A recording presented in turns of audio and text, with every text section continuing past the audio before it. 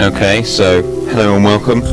This is Alex Salter, and I'm playing a Kerbal Space Station program.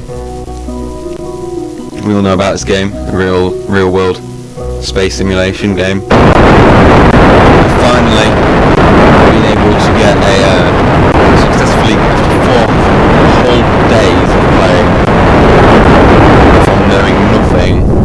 I've now reached a point where I'll be able to get my first modular piece of my space station into space. I'll just briefly go over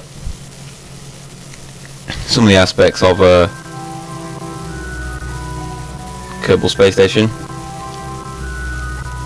and they are: this game is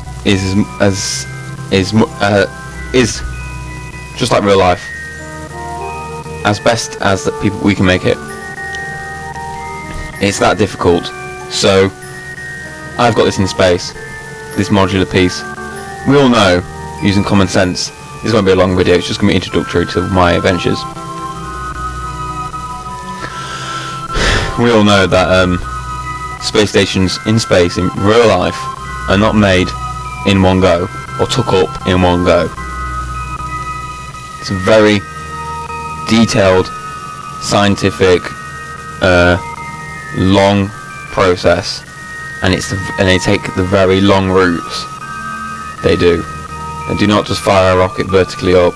You have to take in retro-vector orbits. You need to take in orbital speeds, compensation for speeds, distancing, presuming retro-vectors when it comes to wanting to catch up to something. Therefore you need to slow down if you want to go further out into space, and so on. The further out of the orbit from a planet you are, the slower your orbit, and the quicker you are nearer to it. Other things like getting this rocket into space was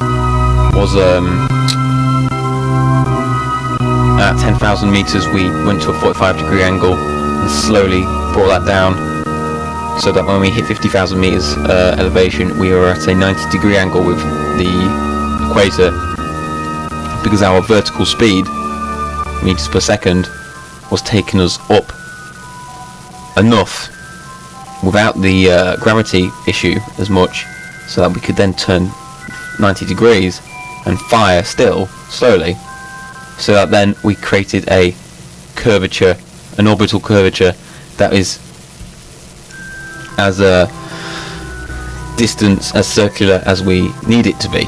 Otherwise, if you shoot just straight up, as you can guess, you end up shooting back down, because your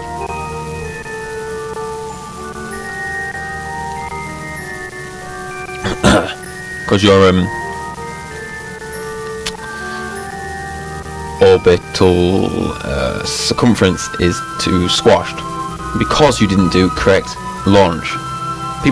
That's why it took me 4 whole days, a good 60 plus hours worth to work to Earth to get this to work properly. Another thing for noobs who know nothing is that this was built all by hand. Every single piece, everything has been taken into consideration, just like real life. So you have staging when it comes to what fires first, what falls off first, and so on, what breaks off, blah blah blah. You've got electricity. I've built in electricity, I've built in battery packs, I've built in lights. I've had to think, you can't build things on it when it's in space, so I've had to think of living quarters for the Kerbals, which can walk outside, blah blah blah.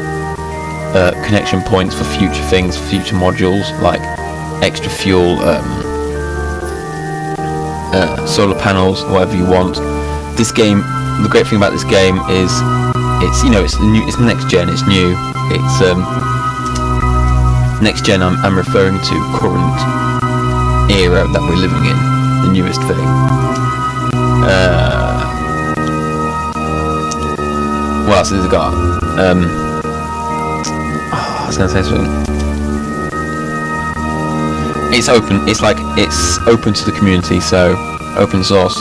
You can which some games aren't, which means that I can take this model if I wanted, I can change it, I can design my own pieces, my own windows, my own UI information, code, whatever I want, put it up onto the form community, and boom, we've got ourselves extra new things which are really good. And you can build whatever you want from the pieces they give you on ground where you build. You can either build rockets, you can either build aircrafts or whatever you want, helicopters, rovers, and also you take these to space however you want. On top of this, you can build whatever else. You can build buildings, hangars, whatever you can think of. But not only this, obviously we have full scientific orbiting, just like real life. So delta V stats, you've got the periapsis and periapsis when it comes to the highest elevation of your orbit and the lowest elevation. Just like real life, that's us there. I haven't changed it, bothered changing the name for my construction. That's us there. This is our orbit, as you can see. It's 100,000 kilometers. Apoapsis is at about the same. Periapsis on the other side is at about the same as well. That's the lowest point. If you want to change your lowest point, you have to be at your apoapsis, which is at your highest point, just like real life. Click add maneuver, and you drag it out, and you can change what your periapsis will be. When you hit this point in your this is your target point. When you hit it in 48 seconds, it says you then burn. So therefore, you then have to be on the equator then, and then you thrust, and you'll thrust however much this says. When you've done that, like 400 meters thrust in this neutral retro vector,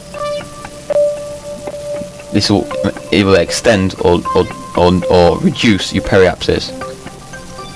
And then you can fast forward time, blah blah blah. That's how it works. Inclination, eccentricity, angle to prograde. That's prograde burning, I believe. That's what it's called. I think I need to get rid of that, but I'm not too sure how. I can't remember. And also, it's all these things I was talking about earlier are mods, so given by the community. But not only that, you can zoom out, and you've got planets to reach. I've not even tried to reach the moon. There's an orbit that went wrong with me. Two of my other things I tried to create didn't work out. As you can see, now they're stuck in space, and the planets go out for very very far, and I don't even know how people can even reach these planets, because I can't even reach the moon yet.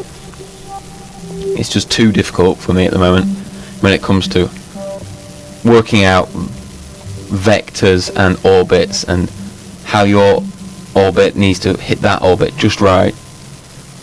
And it can't be on like a diagonal orbit. It has to be along 90 degrees. And you crash and burn very easily, obviously, and so on. Everything is like as much like real life as you can believe. Hopefully I've not been speaking too long. Fuel, everything, refuel. It's just like real life as much as it can be done, and there's mods which make it even harder as well. So that'll be it for the first part.